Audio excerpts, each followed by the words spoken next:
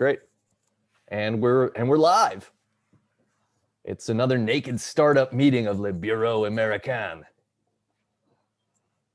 All right. Cheers. Ooh, yeah. So you're doing the night drinking, and I'm doing the morning drinking. This is good. It's Saturday night. I've got a punk IPA. Very good. Yep. And I'm drinking some organic coffee. Yay for the And it's time zone difference. It's biologique, right? Is organic a français? No, it's dude, it's an IPA already in France.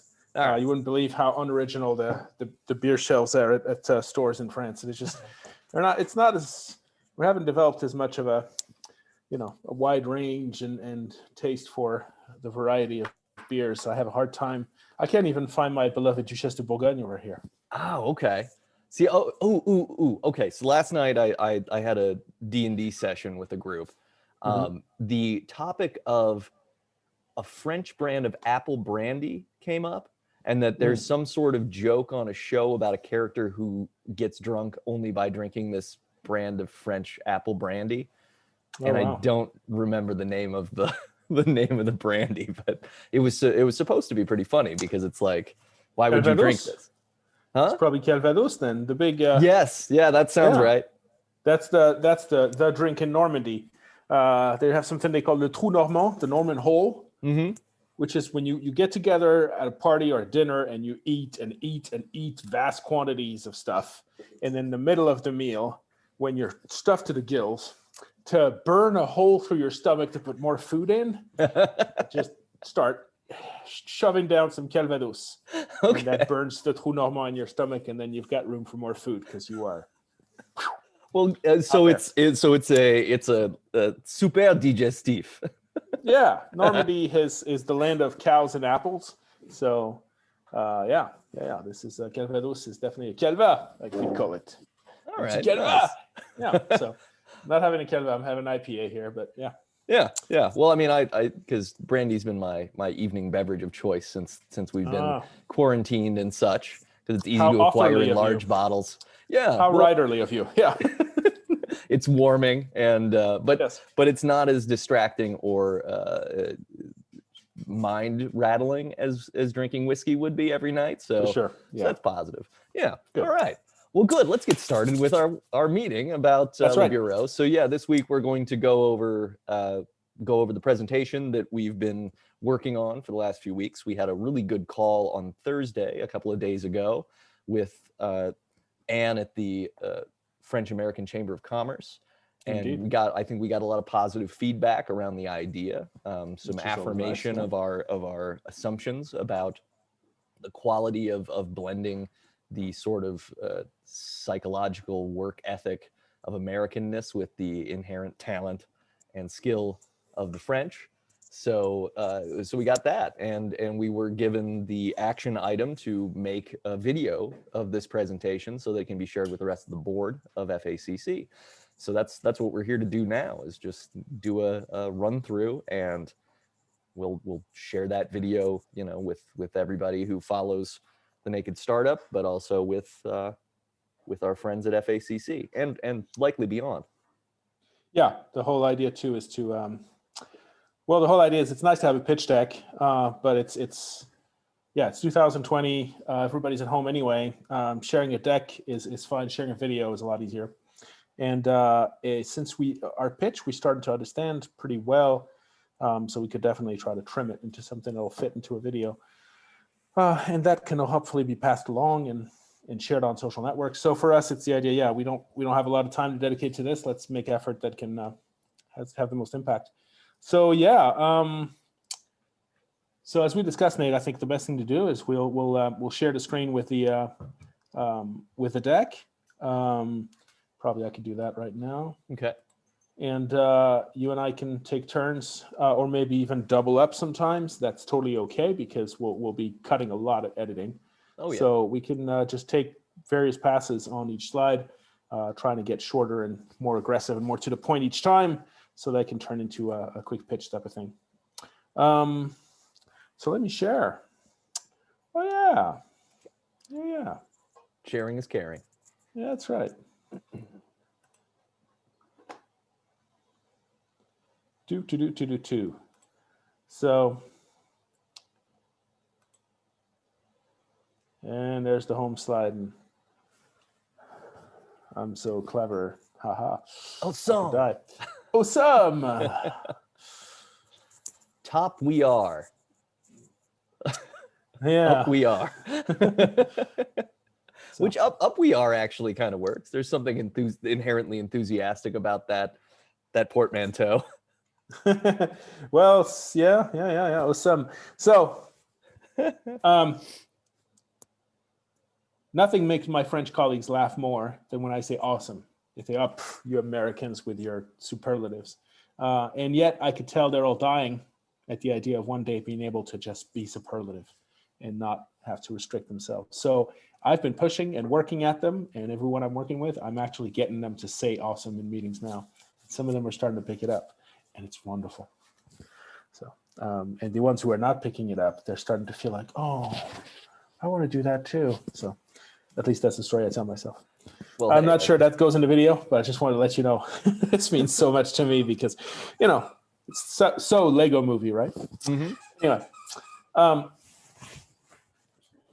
we are Le Bureau Americain, and we want to make it safe for French people to say awesome. What's your take, Nate, on the slide? Okay. I think that,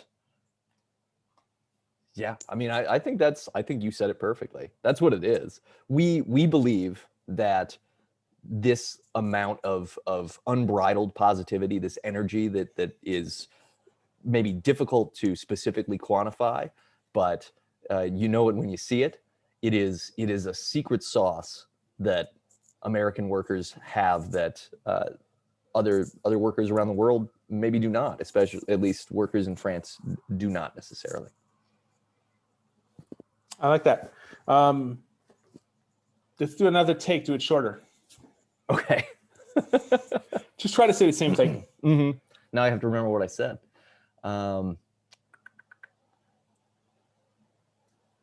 Shoot, how did I start it?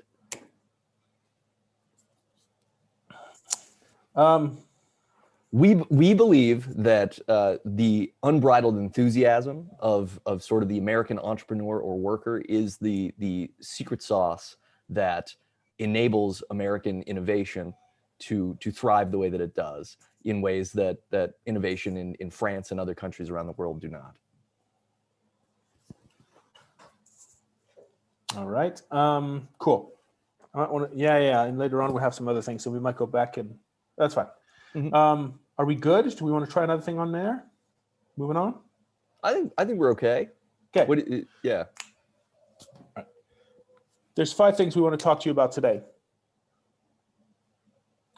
So today we want to talk about 5 things. Today we want to talk about 5 things: the problem, who we are, why we're doing this, what we intend to do, and what we need from you. That was good. Okay, moving on. Yeah, I think that was good and very human. I'd leave it. Good. First thing, let's talk about the little problem around innovation in France. Okay. So first, let us tell you about the problem So first, let us tell you about the problem that's keeping us up at night. Can you hear Toby? Yeah. Okay. That's fine. It's the dog. That's what's keeping us up at night. The dog. So first, let us tell you about the problem that's keeping us up at night. France has an innovation problem, and it really shouldn't. The startups are, and I actually have some text on this, so I might as well read it. Yeah. France has an innovation problem, and it really shouldn't. The startups are derivative and timid. Its enterprises are falling behind, and the bureaucratic systems endure. I don't know if you have the slide notes for these things. Not up here, but let me grab them. Oh, yeah. Let me get, whoops. Okay, fit to window. I need to get out of full screen real quick, and then I can look at the notes. Okay. Yep. I don't know if you want to take the ones in blue and I take the ones in black, or reverse. I think you should take the blue ones, because I don't think I can speak necessarily to the derivativeness and things. Cool. So let's give it a try. Okay. So France has an innovation problem. Its startups are often just derivative and timid, and its enterprises are falling behind, and its bureaucratic systems are enduring. Yet there's this nearly infinite pool of innovative entrepreneurial talent in France and all over Europe. There's strong venture capital, and there's a tradition of engineering, of invention, and vision. So France has pioneered so much. So what happened? What's missing today?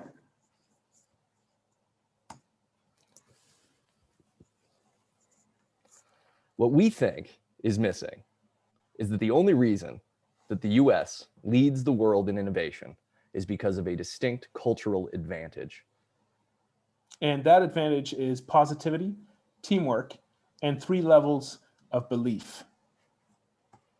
Now, what do we mean by belief? Well, we mean belief in oneself, which is self-confidence. We mean belief in others, which is teamwork, and we believe in the belief in miracles, which is optimism or positivity. Take 2. Do that again. That was good, but you stumbled. Okay, wait. Well, shoot. How did I segue that? What do we mean by belief? Yeah. What do we mean by belief? We came out of 3 levels of belief. Mm-hmm. Now, what do we mean by belief? Well, we mean 3 things. We mean belief in oneself, which is self-confidence. The segue came out of literally saying before 3 levels of belief. So we already said 3 levels. You don't have to. Okay. 3 levels of belief. Okay. Yeah. What do we mean by belief? Well, we mean belief in oneself, which is self-confidence. We mean belief in others, which is teamwork. And we mean belief in miracles, which is optimism or positivity. And the secret sauce is the 3 of these completely acting beyond reason. By belief, we mean unshakable faith, the kind that can allow you to move mountains. And the way these 3 beliefs together feel is what people the world over call the American dream. And we believe that it should be accessible to everyone, everywhere. Yeah, that works. Yeah, that was good. So let us tell you. So let's talk a little bit about ourselves. So let us tell you a couple of stories.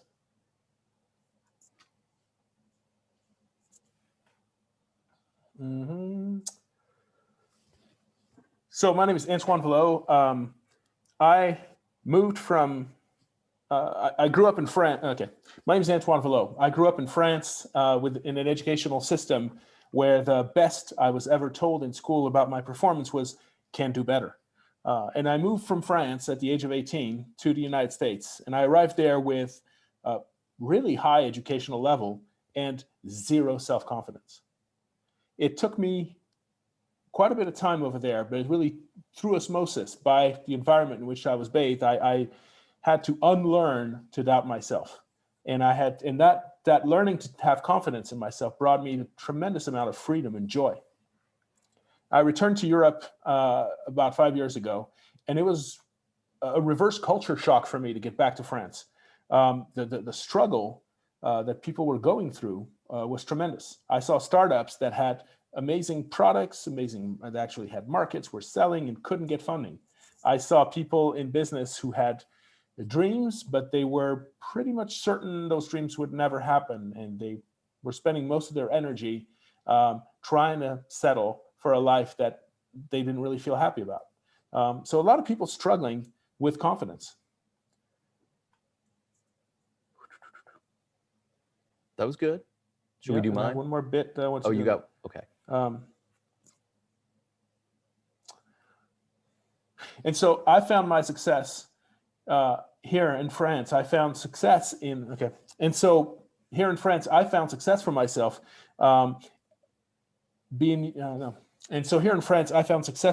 being a clandestine secret weapon in innovation teams as a translator of culture, helping bring the.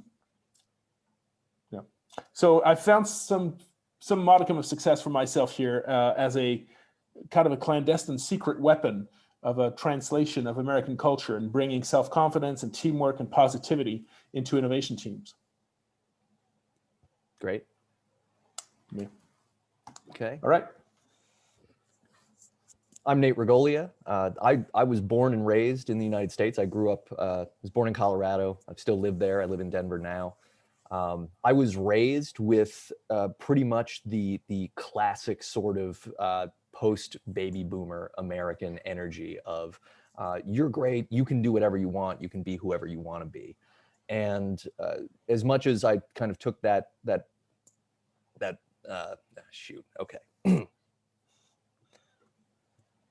as much as I took that philosophy for granted, I've recognized as I get older that it was greatly beneficial to me. It's empowered me to become a writer at a time when writing books is not the most lucrative or non-competitive thing to take on. It's compelled me to start a publishing company, to write web comics, to participate in numerous different startups. And every single time I do this, I think this will work, and why wouldn't it work? And if I fail, or if I just fail to succeed to the greatest extent of my imagination, I find a new thing and I start something else. This whole ethos of just enjoying and attempting, taking swings and misses, leaping and assuming the net will appear, it's informed my entire life. And it's given me this desire to share this with anybody I can. Especially finding out from my colleague that people around the world do not have the same experience that I had. And part of this created Le Bureau Americain, which we want to, shoot, that's not helpful. Okay. Oh, you have it there. I think that wraps it beautifully.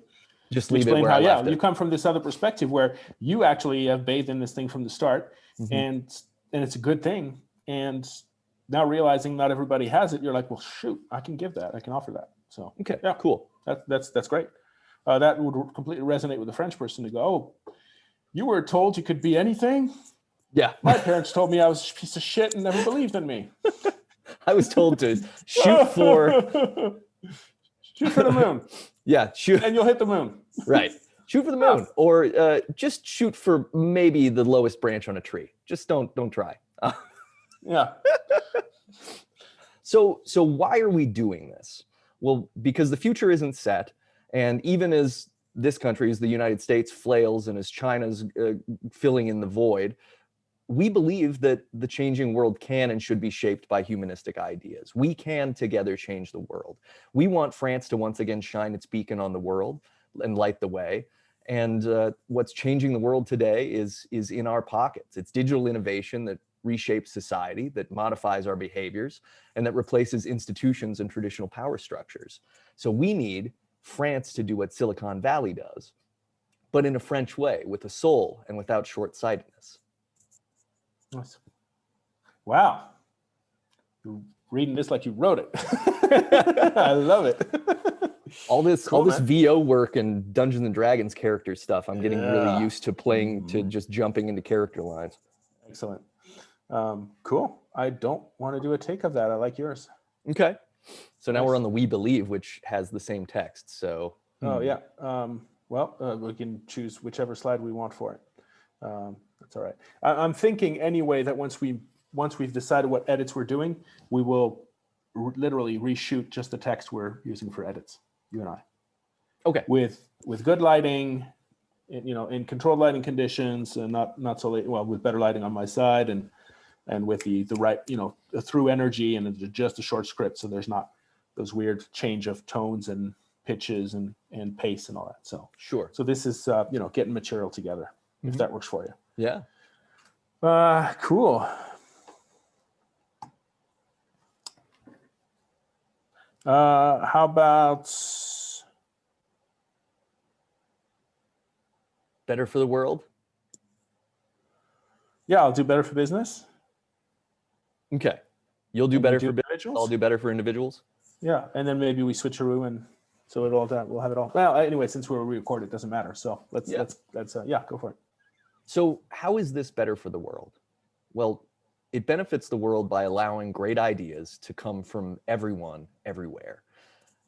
This pandemic, the COVID pandemic, has increased our connectivity by flattening distances between us. We're all equally far away. Right now, my startup partner and I are on opposite sides of the world, almost. And we're doing this, we're connected digitally. We basically have all of the tools we need to work together, directly as individuals and as teams.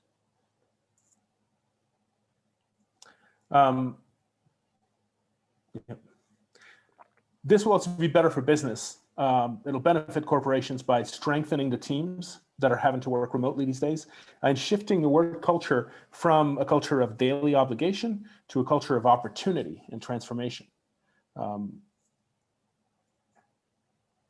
So we're going to help businesses understand that a different perspective is directly available. They can reach out to the Bureau Americain to help rotate that Rubik's Cube.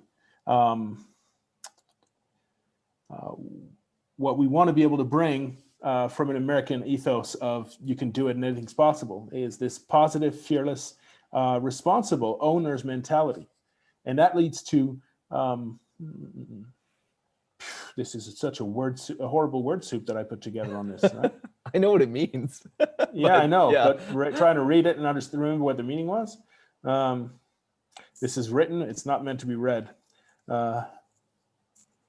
Okay. So this would be better for business, because what businesses the world over need today is not reduction in cost or, this will benefit business because the key challenge in this VUCA world, this will benefit business because the key challenge in this vulnerable, uncertain. Sorry. Yeah, no worries. Guys. Yeah. Doggos, come on. Man, that dog can smell bullshit a continent away. And yet I fully believe in this. So this will be good for business. It is real. Yeah. Go ahead. Well, this will be good for business because in this VUCA, this vulnerable, uncertain, changing, ambiguous world, what businesses need is to be able to innovate. What businesses need is to be able to disrupt themselves and to be more customer centric. And what's getting in the way of that is this will be better for businesses because businesses need to innovate today. And to innovate, they need teams, they need people who are creative, who are innovative, who are not shackled by fear. Yeah. So our ability to bring in some coaching and some consulting to help turn your teams from people who,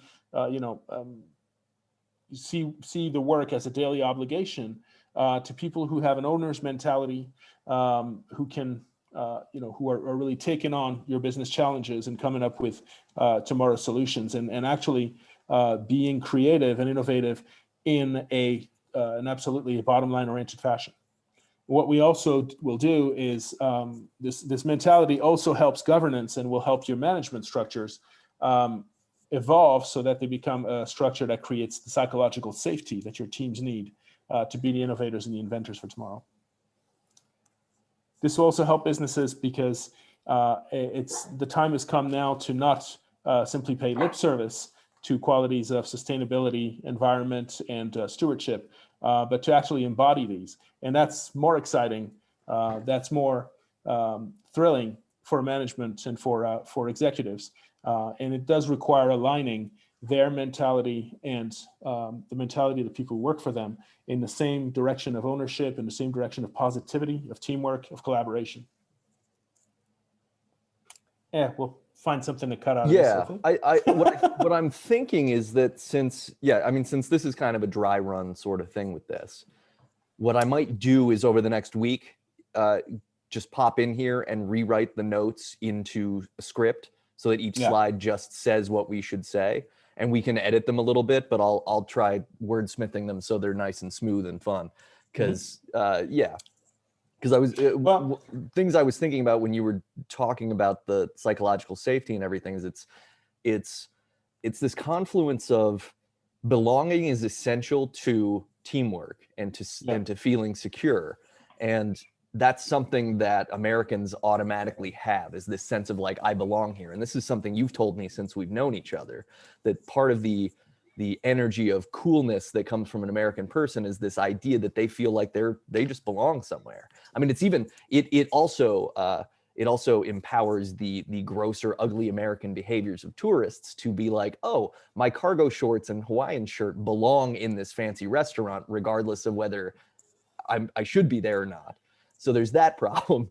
But it's about belonging, and it's about empowering individual members to feel not only that they are of a team, well, not only that they're part of a team, but that they are of the team, that it is a familial sort of activity. We're working together to accomplish something that's good for all of us. I think, yeah. And I think the problem for me in that bullet of that slide is that there's so much to say. Mm-hmm.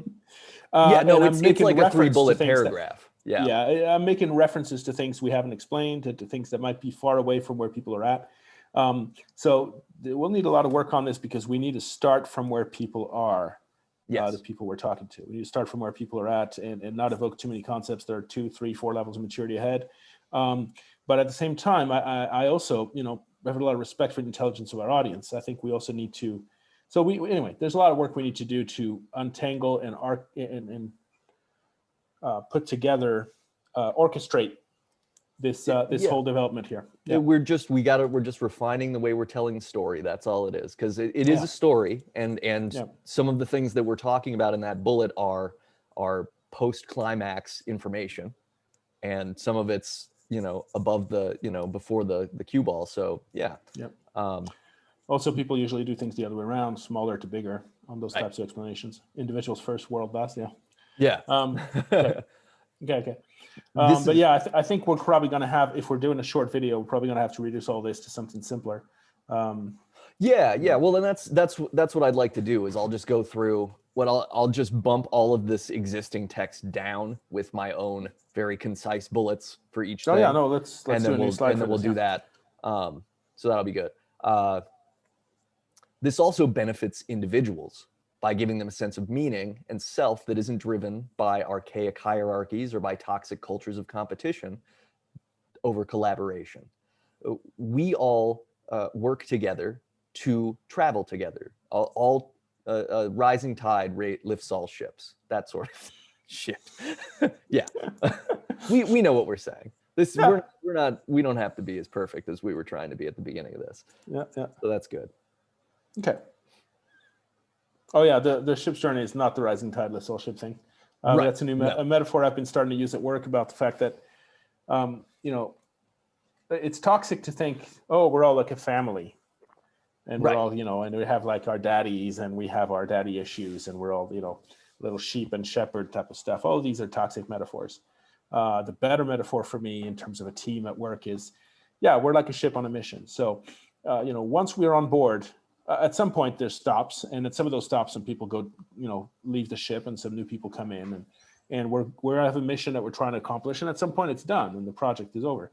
But while in between those stops, while we're out at sea, we're all depending on each other to do our jobs and to help. We're all one unit, and we sink or swim together. So at least during that time, there's that psychological safety of knowing, listen, until we reach our mission, the success is not the success of individuals, it's the success of us as a crew. It's true. And the right kind of relationships as a crew, where, we're not trying to be best friends forever. We're trying to be, absolutely depending on each other for 2 months, 3 months, whatever the length of the project is. Yeah. And during that time, we're on our own. We're masters of our lives. And even if you're not assigned to the crow's nest, say, but you see something in the distance that we need to watch out for, you should say something. Yeah. Yeah, exactly. That's part of the thing, is it's empowering beyond just the roles, because even just having like, oh, well, somebody has to swab the deck and that's you. That's a very hierarchical way of trying to soft pedal the reason why someone's not, you're important to the team because somebody does have to clean the toilets and you do that for us. But we don't mean that. We mean everybody has to do their parts. And sometimes that means everybody does each other's parts, or everybody helps each other do their parts better. But you have to swab the deck, because if you don't swab the deck, we're going to get sick and die.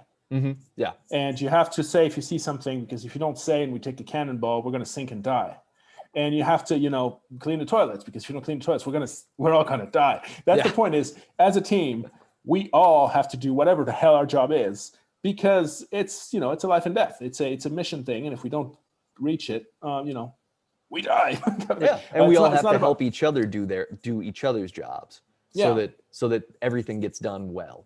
Yeah. Mm-hmm. Cool. Okay. Anyway, cool. The how. So, wrong text on this one, but oh yeah. So the how. So how do we do this? How do we bring this positivity, this collaboration, this teamwork to French organizations and French teams? Well, at first, because of COVID, of course, it has to start by coaching, and coaching on 3 levels. First of all, go ahead. Oh yeah. So those 3 levels. First of all, we're going to work with individuals on their own mental blocks, on figuring out, discovering and seeking their bliss, and on deciding to be courageous. We have a potential partner in this. How do you say it? Terezio? Terezio, great. Terezio, yeah. Great. Yeah. That's what I tell the guy all the time, is that name. I'm not sure how well that name works, but yeah. Terezio, that works okay. Yeah, we do. I just never want to say anybody's name wrong. That's all. Yeah, Terezio in French, but yeah. Cool. The second level is by working with teams. So we work on feedback culture, on learning to share the wins, and on teaching everyone to ask for help when they need it, and even to volunteer to help before it's needed. And the third level is helping involve organizations. We work with systems, so with companies, with organizations, with governance, and learning some approaches to help shift the organization in the right direction, to be customer focused, which liberates everyone to actually be positive and work as a team, to have decision making be data driven, which enables the best outcomes, keeps everybody honest, and also really enables experimentation. And enables teamwork, and with creating psychological safety. So systems that reduce the arbitrariness and the hierarchiness and the hierarchy influences beyond what they should be. That didn't mean anything. Okay, and there's experience behind all this. Yeah, same thing. All these things have to be worked out. Mm-hmm. Yeah. Okay. Yeah. Well, this is good, because what we've done is we set out today to record a video, and we've recognized that what we in fact are missing, we have visuals. We do not have a script that is tight enough to record yet. So, and it's a good thing we have a writer on staff. So I'm going to go ahead and work on that, and we'll get this refined, and then we'll have a tight script. Yep. And we're going to have to get ruthless, because I want to end up with something under 3 minutes, ideally. Yeah. I was thinking 3 to 5 at most. So yeah, great. Good. Cool. Okay. So example of activities we do for coaching people, our partner Terezio has a patented system of individual bubbles, and the way to apply this at scale in large organizations to help open up the chakras, unlock blockings, lead people to the conversations that can resolve deep standing problems and even hidden problems inside organizations. And of course, we help people through very traditional ways of unlocking personal self-confidence and creativity, things that are taken very much from improv workshops and various activities that help people be ready to act courageously and to decide on courage, mostly by preparing to take the heat in heated situation. So simple, but extremely powerful little exercises that get people ready for a more courageous, more collaborative, more self-confident way of working. And some of this coaching does include really digging deep on a one-to-one level with individuals to talk about themselves and to create the vulnerability necessary to work collaboratively effectively. I'm going to let you take this, because I don't know a lot of these terms. So we have a lot of traditional and less traditional approaches to helping coach teams towards confidence, positivity, and collaboration. We have very classical and well-known trainings for. We have very classical and well-known trainings for feedback culture, that help bring a non-toxic way of actually providing feedback, and especially difficult feedback, not just giving, but especially receiving. The art of receiving feedback is what's missing the most in this world. Design thinking methodologies that are rather common these days and familiar to a lot of people, but often misapplied. And specifically, they're often applied without the human elements and without the specific design thinking methodologies, which are often applied today without regard for the mentality, the mindset that is needed to actually liberate their power. So we bring in a lot of the mindset necessary for design thinking to actually work. There's a workshop called Murder by Numbers that helps people figure out how to kill bad ideas, how to actually get rid of bad ideas, and which are often non-intuitively the ones that are the most comfortable and that seem like the best ideas at first.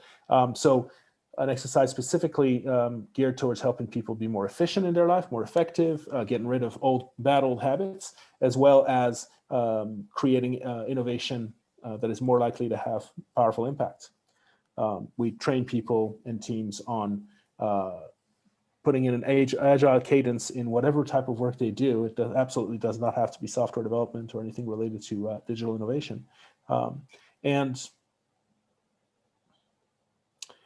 we and all that is also supplemented by a wide range of exercises around minimum viable collaboration, teaching people how to use the tools and methods and techniques, and especially interpersonal techniques and processes to collaborate very quickly, efficiently, and rapidly. Something we might consider adding to this slide too, and this is just dawning on me at this moment, but because of the feedback culture thing, one of the most important things in my life to feedback, to receiving it and knowing how to give it, was writing workshops that I took in college and high school, where that's the goal of the thing is you write, because we could even incorporate this as a coaching concept where, hey, please write a 1-page long story. And then we're going to go around and read each other's things. And then everybody needs to give each other feedback on what works and what doesn't, because you start learning how to target the ways that, instead of saying, I don't like that, or that's really good, because as you know, hearing that your work is good is the least helpful feedback you can get. It doesn't tell you what's working. It doesn't tell you what you could change. And yeah, so maybe we would want to incorporate something like that. I think that's pretty powerful stuff. So yeah. I'd love it. I think that'd be great, especially all these techniques are best learned when you have something that's really close to what you need to use at work, but is not what you're doing at work. So the content of a feedback culture thing that is about, okay, now let's have a practice where you give this other person feedback about what they do at work in public in front of others for the first time. Horrible. Yeah, horrible no, because what that does, that dredges up all of the inherent competition and cultural flaws that already exist. We have to do it in a vacuum first before you can move it over to. Please add it to the side right after feedback culture is writer's workshop.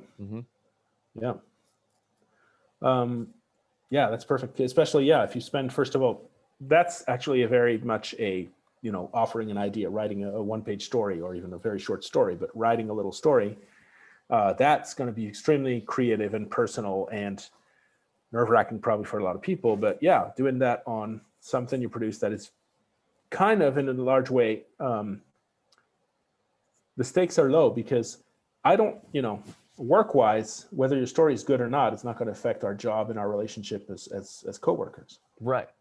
So, but it reveals, it's an extreme moment of vulnerability to, because no matter what, everyone's going to write a little bit about something they know or something they feel, and that automatically says, okay, one, you have to be a human here. You're not just an automaton who's coming to the office to do your tasks and leave.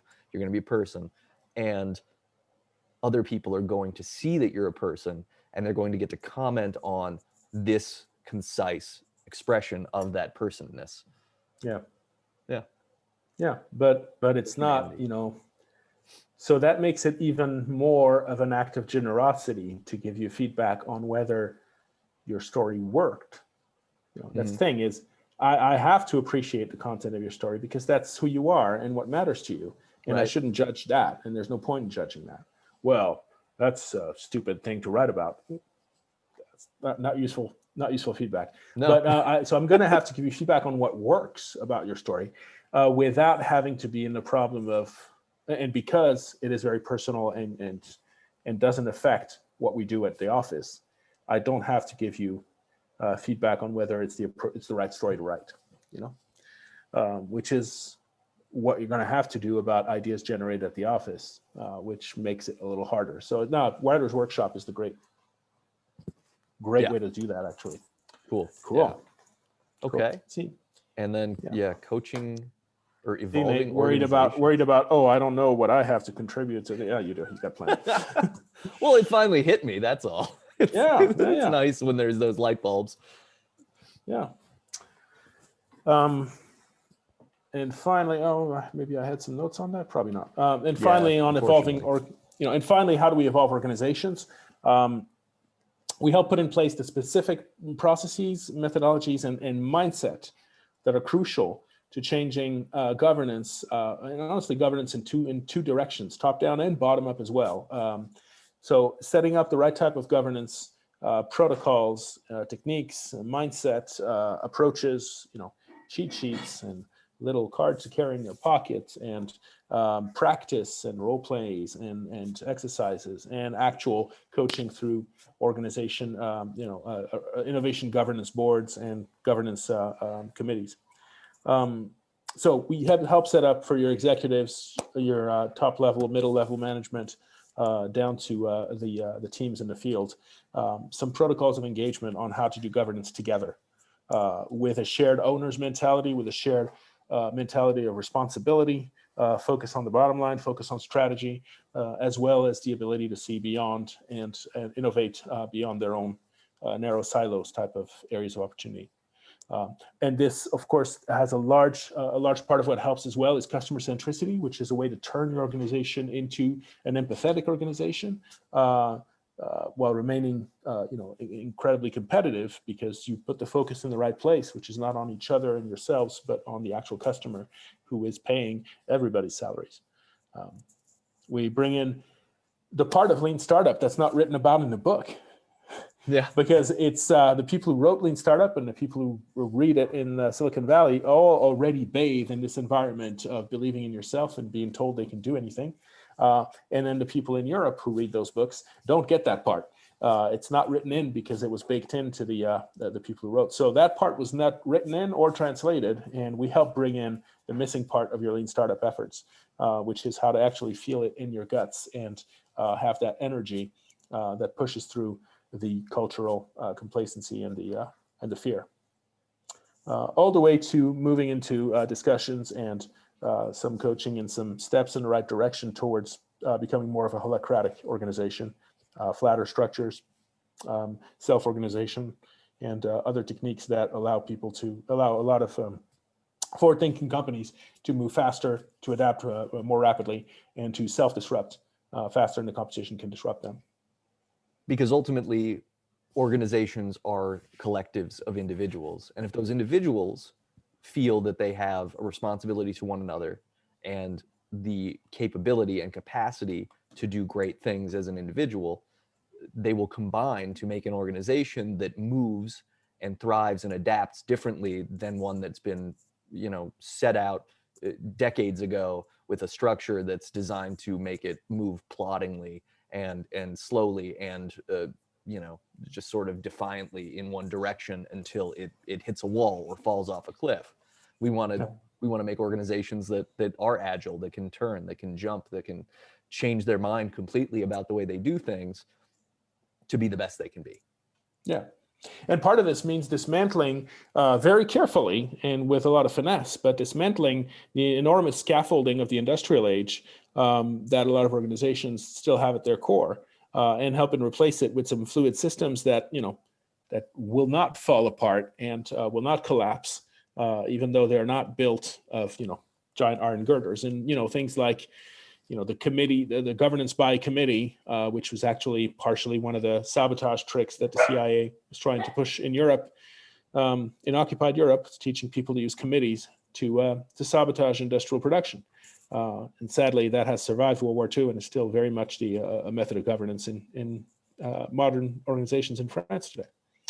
Don't know if I'll leave that in the video, but that's it's funny. That's always hit a point whenever I talk to people in the organizations about that. Is that, you know, the committee of over 7 people was actually a sabotage technique recommended by the CIA to occupy organizations in France. And you look, what? So yeah, this tendency we have of tradition in France it becomes really interesting when you hear that the tradition was created originally to not work. Oh, sure. Yeah. Well, designed to fail. And besides that, all the industrial age methods of organizational design that we still carry around, which were designed to try to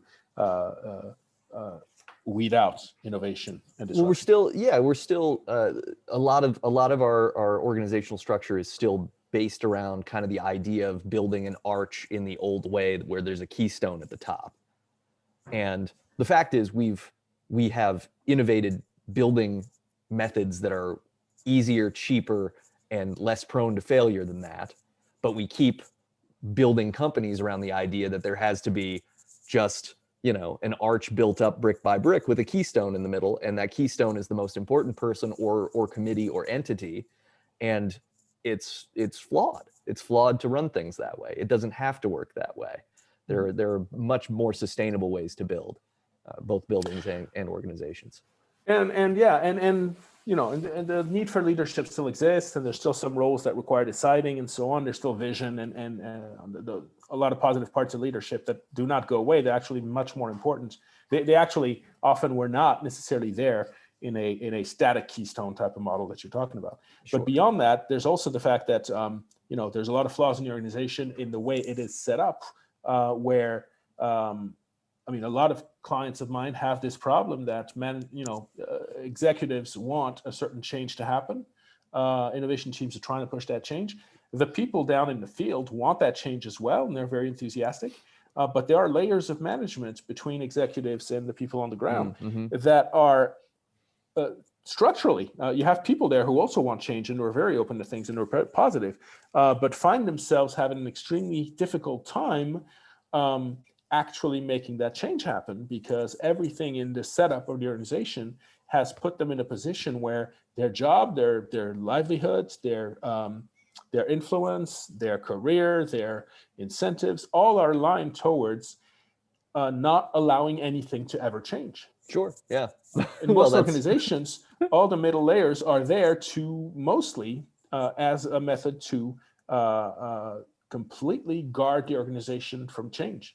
And doesn't matter if all the people in those layers want the change, they can't make things change because that's functionally, they're put in a role to not do that. And so it's perverse, because you literally have cases where everybody wants to change and nobody can. Yeah. In terms of the need for innovation today, innovation finds itself really at odds in those types of cultural setups. And the dismantling of that cultural setup is very difficult, because it's not a question of goodwill. Everybody might have the goodwill. It's truly a question of structure. Yeah, it's fascinating. It is. It's yeah. We could go on for hours about specific examples of that too, but let's not. Let's move on. But if you want to pay us, dear viewer, we'll gladly go on for hours with you. Yeah. Oh yes, we will. We're happy to. So yeah. So yeah, what are we asking for with this presentation? Well, we want connections. We want to be connected to businesses, U.S. businesses that are trying to enter or collaborate with French businesses or work in France, with French businesses that are trying to enter or collaborate with or work in the United States, and French businesses that are trying to reinvigorate their teams and their innovation efforts. Heck, we'll even talk to U.S. businesses who want to invigorate their teams. That sounds great to me. We're also looking for stories from expats. You've heard from Antoine, you've heard from myself about the ways that we grew up and the ways we were sort of culturally indoctrinated. And we want to hear from other expats, whether you're an American who's moved to France, a French person who's moved to America, English, and you've moved somewhere, anywhere. We want to hear stories about how the change of culture really informed and altered your life path. Yeah, we'd love to have, like I said, this comes from deeply held beliefs from us, from our personal experience, that this is valid and valuable. But as we know, the best way to find out if we're right is to talk to others who've been on the same path. So specifically and particularly, if you're a French person in the U.S., salut, and please contact us and talk to Nate, talk to myself. Let's have a little interview, perhaps a video one if you're open, or one of or something more private. But let us know what it's meant for you. What America has meant and changed for you in terms of positivity, in terms of optimism, in terms of teamwork, culture. And if you see, of course, the value, and if you're excited about this mission and this idea, and if you think we're onto something there, or if you actually are onto something even better than ours, we'd love to hear it too. But join us, talk to us about becoming a coach, becoming a mentor, helping your fellow countrymates in France who haven't benefited from your expat experience, helping them cross over into this bicultural way of being able to approach problems in a more optimistic, in a more positive, in a more teamwork-oriented way, and helping organizations, change for the better, retain the best part of French culture they have, but learn also to liberate themselves from fear and self-doubt.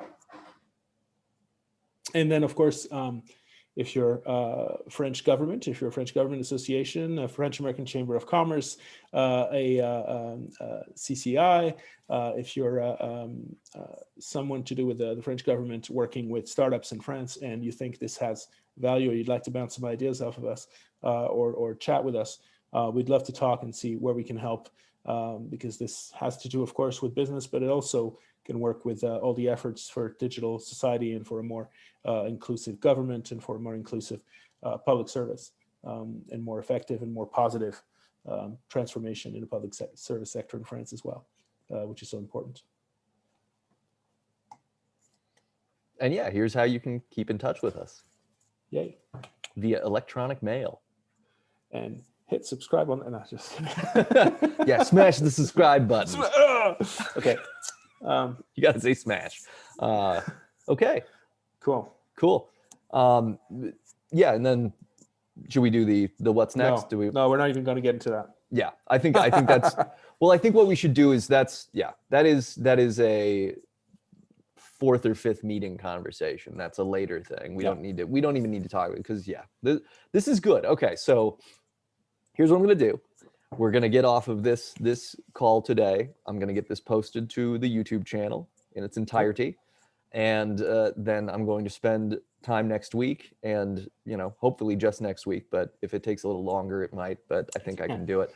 I'm going to go ahead and refine and write. I'm going to script it out. I'm going to give us color codes so we know what we're saying. And then we'll have a chance to, you can go through, make revisions, because I'm going to be just running off of what you've said, and I'll probably rewatch this to try to paraphrase some of the stuff that you've been talking about, and write the script out so we can do this tight. We can get set up for another meeting like this to do a full-on record, which I don't know if we'll share the full record publicly or not. We can figure that out, but we'll get that set up, good lighting for both of us, and we'll run through and make our tight promotional video for this so that we can share it with anybody who needs it. That's good. Yeah. Don't hesitate to, well, as usual, of course, put that on a public Google Doc, and we can, let me know when you're partway through it. I really want us to keep crunching it down to something very tight and fast, more of a pitch. Mm-hmm. I don't have the goal that by watching this video, people should have a full idea what we're doing. Right. I have the goal that by watching this video, people will, what's our main goal? I mean, our main goal for us is that people will contact us. Yeah. We want to make those connections with the people that we want to speak to, during which we can, expand and continue the conversation. And we'll learn a lot of things, because I think that's still we're still in that phase of voraciously learning. We'll never leave it, honestly. Yeah. But we're still thick in the early phase of voracious learning to figure out sure. what we're doing, where we're at. So yeah, great. Sounds good. Good. Awesome. All right. That's a good, awesome. Yeah. Awesome. That's why I love working with you, Nate. I don't get to say awesome at work as much as I'd like to. But I do anyway, but well, yeah, I fall flat most of the time. Awesome. Good. Cool. Okay. All right. How you doing? Good. Otherwise. Yeah. No, pretty good. I mean, I gave myself a very busy Saturday today. So after we do this, I have a game to play for about 3 hours, and then I have another podcast to record in the afternoon. So it's going to be a stacked day, but good. I'm excited. So good. And this running through this once makes me feel very good, because I think 1, we know exactly what we're trying to say. 2, we don't know exactly how to say it, but 3, we know how to figure out how to say it. So we're in a great spot. We're in a really good spot. So that's good. Cool. How are you doing? Oh, pretty good. I'm excited because a couple days ago, something I hadn't done in a long time is I created a new website. Ooh, okay. Isabel.velo.com. Very good. Very good. Yeah. So got her connected on Twitter, and we'll be a little more ready for next Tuesday, for whatever happens next Tuesday. Yeah. So. Exciting. Yeah. Very cool. So it was fun. It was actually fun to get my hands dirty and put up a website, and it only took about 3 hours, I'd say, to put a nice little WordPress thing together. And yeah, it's fun.